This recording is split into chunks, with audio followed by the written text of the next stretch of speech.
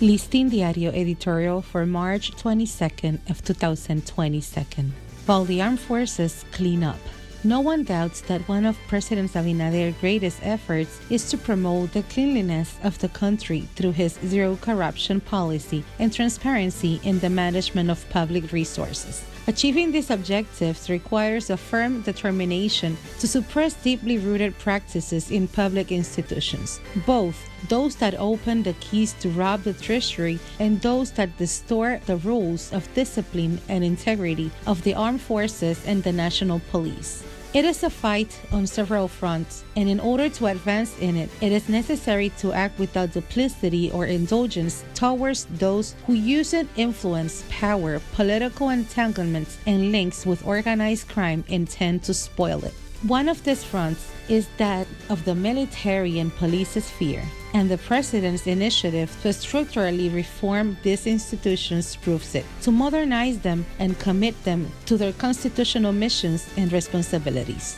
While the armed forces and the police clean themselves of the practices and subjects that have tarnished their prestige, it is not acceptable that questionable figures return to their ranks, some of whom, in collusion with agents of organized crime, have helped to give more power and influence to these criminals. That sinister marriage has done a lot of damage to the rule and rigor of the law, to the honorability of the armed institutions, to the effectiveness of the fight against drug trafficking, and to the hopes of young people who are in their ranks, training and acting in accordance with the disciplinary order to gain merit and rise in their ranks. The old model of plugging the pyramid of command with an immovable officialdom does not fit with the profile of some armed institutions that deserve to be renewed for modernity, with members purified and aligned in the mystique of zero corruption. Society does not see with good eyes that a time when national security and citizen security should be the pillars of stability,